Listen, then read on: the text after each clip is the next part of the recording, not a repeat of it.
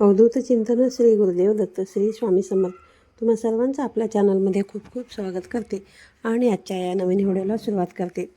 आज आहे चंपाषष्ठी आणि बघा काही दिवसांवरती दत्त जयंती येणार आहे. तर दत्त जयंतीच्या अगोदर आपण सप्ताह काळामध्ये गुरुचरित्राचे पारायण करत असतो. तर त्याबद्दलचे व्हिडिओ की आपल्या चॅनलवरती आहेतच. गुरुचरित्राचे पारायण कसे करायचे, पूजा मांडणी कशी करायची या माहितीचे व्हिडिओ मी तुमच्यासोबत शेअर केलेले आहेत. पण बऱ्याचशा जणांना असा प्रश्न पडला असेल की बघा बऱ्याच जणांना पारायण करण्याची मनापासून इच्छा असते, पण गुरुचरित्राचे नियम कठीण असतात, त्याला वेळ लागतो. याशिवाय आपल्याला घर, ऑफिस, जॉब वगैरे करून या सर्व गोष्टी ज्या आहेत ना तर त्या मॅनेज करणं खूप अवघड होत असतात. मग बऱ्याच जणांच्या इच्छा असतात. तर मग गुरुचरित्राचं जर पारायण करणे शक्य नाही तर मग त्याशिवाय आपण अजून काय करू शकतो. तर बघा 9 डिसेंबर सोमवारपासून गुरुचरित्र पारायणाचा सप्ताह जो तो आहे तो सुरू होत आहे. तर 15 डिसेंबर म्हणजेच दत्त जयंतीपर्यंत आपण गुरुचरित्राचं पारायण करत असतो, सेवा करत असतो. आणि ही सेवा जी आहे ती आपल्याला सगळं काही देऊन जात असते. पण आपल्या मनामध्ये इच्छा आहे, कारण प्रत्येकालाच वाटत असतं की माझ्या घरामध्ये सुख आलं पाहिजे, आनंद आला पाहिजे, अडचणी ज्या आहेत तर त्या संपल्या पाहिजेत. तर गुरुचरित्राचं पारायण केल्यामुळे आपल्या आयुष्यातल्या सगळ्या अडचणी संपत असतात. म्हणून तुम्हाला जर गुरुचरित्राचं पारायण करणं शक्य नसेल तर त्या व्यतिरिक्त आपण त्याच्या तुलनेने तशाच जमतील अशा कुठल्या छोट्या मोठ्या सेवा करू शकतो का बघा सेवा करू शकतो का की ज्याच्याने आपल्याला आपल्या मनाला समाधान पण मिळेल. तर ही जी माहिती आहे ही माहिती मी तुम्हाला आजच्या या व्हिडिओमध्ये सांगणार आहे.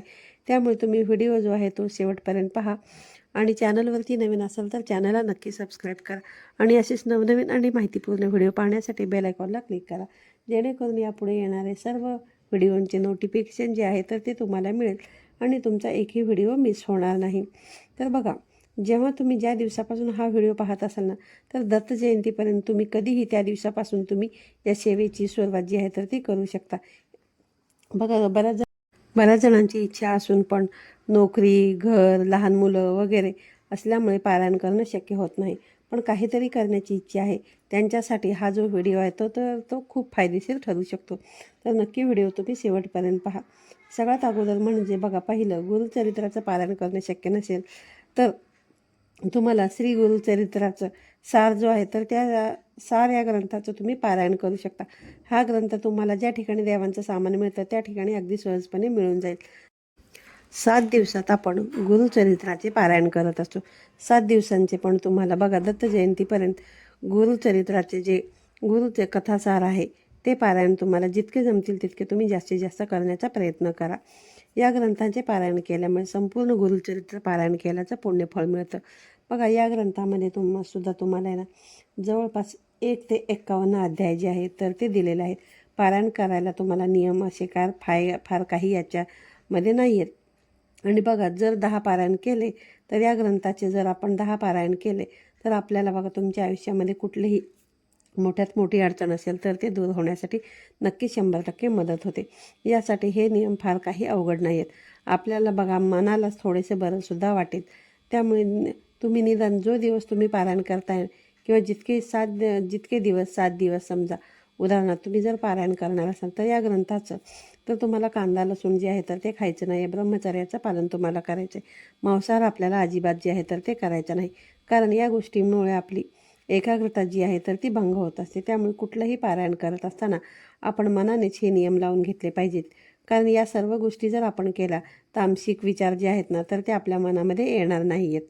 म्हणूनच हे नियम जे आहेत ना तर ते पाळले गेले पाहिजे. आणि पूजेची मांडणी अशी फार काही यासाठी लागत नाही. तुम्हाला फक्त रोज गणपती बाप्पांची पूजा करायची आहे, अथर्वशीर्ष म्हणायचं आहे, गायत्री मंत्राचं पठण करायचं आहे, आणि स्वामी महाराजांची मूर्ती असेल किंवा तुमच्या देवघरामध्ये दत्त महाराजांची मूर्ती असेल, फोटो असेल तर त्यांना तुम्हाला नमस्कार करायचा आहे आणि मुजरा करायचा आहे आणि प्रार्थना करायची आहे. आणि पहिल्या दिवशीच हे सर्व तुम्हाला करायचं आहे. पारायण करण्याच्या सुरुवातीलाच की देवा मी या ग्रंथाचं पारायण जे आहे तर ते करत आहे, तर ते निर्विघ्नपणे माझ्याकडून तू पार पाडून घे आणि सर्व मनोकामनापूर्तीसाठी मी हे करत आहे असं जे काही तुमच्या मनामध्ये इच्छा असेल तर ते तुम्हाला सांगायचं आहे. अगदी साध्या आणि भोळ्या मनाने सांगायचं आहे आणि पारायणाची सुरुवात जी आहे तर ती करायची आहे. या ग्रंथाचं पारायण करत असताना जर तुम्ही 7 दिवसांचं पारायण करताय तर पहिल्या दिवशी तुम्हाला 1 ते 7 अध्याय वाचायचे आहेत, पठण करायचे आहेत, आणि दुसऱ्या दिवशी 8 ते 17 अध्याय पठण करायचे आहेत. त्यानंतर तिसऱ्या दिवशी 18 ते 27 अध्याय पठण करायचे आहेत आणि चौथ्या दिवशी तुम्हाला 28 ते 34 अध्याय पठण करायचे आहेत. 5व्या दिवशी 35 ते 37 अध्याय पठण करायचे आहेत. 6व्या दिवशी तुम्हाला 38 ते 43 अध्याय पठण करायचे आहेत आणि 7व्या दिवशी तुम्हाला 44 ते 51 अध्याय असे हे 7 दिवसांचं जे पारायण आहे तर ते करायचे आहे. आणि 8व्या दिवशी या पारायणाची सांगता तुम्हाला करायची. सांगता म्हणजे काय, फार काही मोठं नाही. बघा, तुम्हाला काय करायचं आहे की हा जो ग्रंथ आहे हा ग्रंथ वाचून झाल्यानंतर म्हणजे जेव्हा तुमचं पारायण, जितके पारायण तुम्ही बोललेला असाल, संकल्प केलेला असाल, 1 3 4 5 7 ते सर्व झाल्यानंतर तुम्हाला बघा, जर हे पारायण पुरुषांनी जर केलेले असेल तर त्यांनी 3 साधकांना म्हणजेच 3 पुरुषांना त्यांनी या ग्रंथाची एक एक प्रत द्यायची आहे. जसं आपण महालक्ष्मीचं व्रत करत असतो आणि समजा उद्यापनाच्या वेळेस जसं आपण भेट म्हणून महालक्ष्मी व्रताची पुस्तिका देत असतो त्या पद्धतीनंच हे तुम्हाला करायचं आहे. आणि समजा जर स्त्रियांनी हे व्रत पारायण केलेलं असेल तर त्यांनी 3 स्त्रियांना घरी बोलवायचं आहे आणि त्यांना या ग्रंथाची एक एक प्रत जी आहे ना तर ती द्यायची आहे. हळद कुंकू लावायचं आहे महिला सुवासिनींना आणि दूध वगैरे किंवा साखर किंवा एखादा फळ त्यांना प्रसाद म्हणून तुम्हाला खायला द्यायचे. असं अगदी तुम्हाला साध्या आणि सोप्या पद्धतीने या पारायणाची सांगता जी आहे ना तर ती तुम्हाला करायची आहे. जसं गुरुचरित्राच्या बघा शेवटच्या दिवशी नैवेद्य दाखवतात ग्रंथाला, देवांना, गाईला, तसे तुम्ही नैवेद्य देखील दाखवू शकतात. अगदी बघा सोपी याची पद्धत आहे. या ग्रंथाचं पारायण केल्यामुळे गुरुचरित्राचं ग्रंथ पारायण केल्याचं पुण्यफळ आपल्याला मिळत असतं. सर्व मनोकामना पूर्तीसाठी या ग्रंथाचं पारायण करून तुम्ही पहा. ज्यांना वेळ नाही आहे त्यांच्यासाठी हा सगळ्यात सोपा उपाय आहे की गुरुचरित्र पारायण करणं शक्य नसेल तर तुम्ही हे करू शकता. या व्यतिरिक्त तुम्ही स्वामी चरित्र सारामृताचे रोज 3 अध्याय वाचू शकता. सोमवारपासून बघा रोज तुम्ही 3 जर अध्याय वाचत गेले तर एका दिवसामध्ये तर स्वामी चरित्राचं पारायण तुमचं जे आहे ना तर ते पूर्ण होतं. तुमच्याकडे ग्रंथ जर नसेल तर मग तुम्ही ना श्री गुरुपीठ ॲपवरती तुम्हाला स्वामी चरित्र सारामृताचे सर्व अध्याय मिळून जातील तिथे, किंवा मग तुम्ही गुगलला देखील सर्च करू शकता. त्या ठिकाणी देखील तुम्हाला PDF फाईल आहे ती तुम्हाला अगदी सहजपणे मिळून जाईल. तुम्ही कुठून पण मार्ग जर करायचा असेल ना तर कुठूनही तुम्हाला मार्ग मिळेल. आणि तुमच्याकडे बघा जर गुरुपीठ ॲपवर तुम्हाला सर्वच अध्याय मिळून जातील, त्यामुळे याच्यासाठी तुम्हाला जास्त काही धडपड देखील करायची गरज नाही. सगळे अध्याय तुम्हाला त्या ठिकाणी मिळून जातील. रोज तुम्हाला 3 याप्रमाणे अध्याय वाचायचे, म्हणजे निदान दत्त जयंतीपर्यंत एक तरी स्वामी चरित्राचा पाठ जो आहे तर तो आपला पूर्ण होईल. यानंतर तुम्हाला रोज 11 माळी बघा 11 माळी जर तुम्हाला रोज जमत नसेल पण शक्यतो तुम्ही करण्याचा प्रयत्न करा. तुम्ही रोज आहे ना 11 माळी श्री स्वामी समर्थ या षडाक्षरी मंत्राचा 11 वेळेस जप करायचा आहे. 11 वेळेस तारक मंत्राचं पठण करायचं आहे. 7 दिवस बघा रोज न चुकता तुम्हाला या गोष्टी ज्या आहेत ना तर त्या करायच्या आहेत. या ज्या गोष्टी मी तुम्हाला सांगितलेल्या आहेत ना यातल्या तुम्हाला जितक्या गोष्टी येईल ना तितक्या तुम्ही करण्याचा प्रयत्न करा. या सर्व गोष्टी जमतील बघा. हे करण्यासाठी तुम्हाला जास्तीत जास्त वेळ पण लागणार नाही. 1 ते 1.5 तासामध्ये तुमचे अगदी सहजपणे होऊन जाईल. या गोष्टी तुम्ही कमीत कमी आहे ना 11 माळ श्री स्वामी समर्थ मंत्राचा जप आणि 11 वेळेस तारक मंत्र. या मंत्रामध्ये बघा तारक मंत्रामध्ये इतकी ताकद आहे की अशक्य गोष्टीसुद्धा आहे ना शक्य होत असतात. त्याच्या अशक्यही शक्य करतील स्वामी म्हणून तर म्हटलेलं आहे. तारक मंत्राची बघा ज्यांनी सेवा केलेली आहे त्यांना त्याचा अनुभव जो आहे तर तो मी सांगण्यापेक्षा जेव्हा तुम्ही स्वतः कराल ना तेव्हा तुम्ही नक्कीच त्याचा अनुभव घ्याल. त्याचा तुम्हाला ना 100% अनुभव येईल.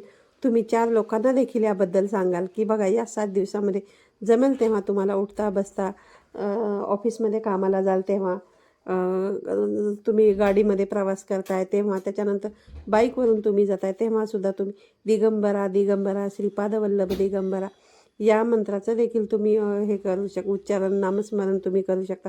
मनामध्ये सतत तुम्हाला हे बोलत राहायचं आहे.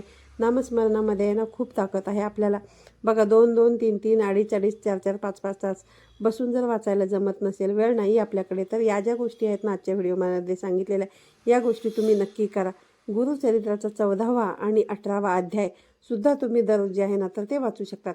संपूर्ण गुरुचरित्र पारायण करणं शक्य नाही आहे तर निदान तुम्हाला रोज फक्त 14वा किंवा 18वा अध्याय देवासमोर बसून जो आहे तर तो वाचायचा आहे. दत्तबावनी जी आहे ती सुद्धा तुम्ही ऐकू शकता, म्हणू शकता, किंवा यूट्यूबवरती लावून सुद्धा तुम्ही ऐकू शकता. दत्तबावनी ऐकल्यामुळे किंवा म्हटल्यामुळे इच्छित मनोकामना ज्या आहेत ना त्या सर्व पूर्ण होतात. तुमची जर काही कामं अडलेली असतील तर ते कामं देखील तुमची पूर्ण होतात, मार्गी लागतात. रोज तुम्ही ना दत्तभावांनी म्हणत जा, यूट्यूबवरती लावून ऐकत जा तुम्ही.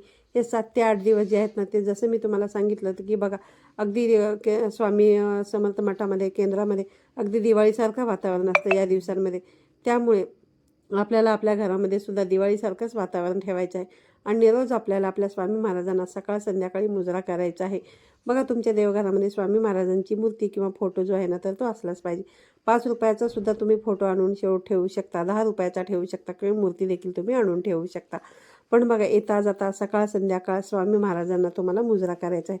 मग या गोष्टी जर केल्या तर मग गुरुचरित्राला आपण नाही बसू शकत. बघा त्याची आपल्याला कुठेतरी आहे ना खंत जी आहे ना ते आपल्या मनाला वाटत नाही. कमीत कमी या गोष्टी केल्यामुळे आपल्याला आनंदसुद्धा मिळत असतो. फार काही मग यावेळेस नियम वगैरे पाळण्याची तुम्हाला गरज नाही. फक्त तुम्ही मांसाहार करू नका, त्यानंतर ब्रह्मचर्याचं तुम्हाला पालन करायचं आहे. या सर्व गोष्टींचं जे आहे ना तर ते तुम्हाला पालन करायचं आहे. आपण सेवा नाही करू शकत तर निदान कमीत कमी आपण अशा काही ज्या चुका आहेत आपल्याकडून होत असतात या चुका मात्र तुम्ही करू नका. मनापासून बघा तुम्ही सेवा करा. ह्या ज्या गोष्टी मी तुम्हाला आजच्या व्हिडिओमध्ये सांगितलेल्या आहेत त्या तुम्ही अगदी मनापासून करण्याचा प्रयत्न करा. ही जी संधी आहे ना तर ती आपल्याला आलेली आहे, तर ती संधी तुम्ही घालवू नका. स्वामी महाराजांना बघा सर्व काही कळत असतं आणि स्वामी महाराजांची जर सेवा केली तर स्वामी महाराज आपल्याला सर्व काही देऊन जात असतात आणि तुम्हाला त्याचा अनुभवसुद्धा येईल आणि तुम्ही बाकीच्या पण 4 लोकांना सांगाल की बघा कोणी तुमच्यामुळे जर बघा कोणाच्या एखाद्याचं जर भलं झालं तर त्याचं जे पुण्यफळ आहे ना तर ते आपल्यालाच म्हणजे ज्याला तुम्ही सांगितलं, ज्याचं तुम्ही भलं केलं त्याला त्याचा फायदाच होत असतो. त्यामुळे या 7 दिवसांचा हा जो सप्ताह आहे या सप्ताहामध्ये तुम्ही न चुकता, न विसरता, न कंटाळा करता या व्हिडिओमध्ये मी ज्या काही सेवा सांगितलेल्या आहेत या सेवा तुम्ही करण्याचा नक्कीच प्रयत्न करा. त्या सेवेचा तुम्हाला नक्कीच फायदा जो आहे तर तो मिळेल. आजच्या व्हिडिओमध्ये सांगितलेली माहिती जर तुम्हाला आवडली असेल तर व्हिडिओला लाईक करा, शेअर करा. पुन्हा भेटूया अशाच एका नवीन आणि माहितीपूर्ण व्हिडिओमध्ये. तोपर्यंत सर्वांना श्री स्वामी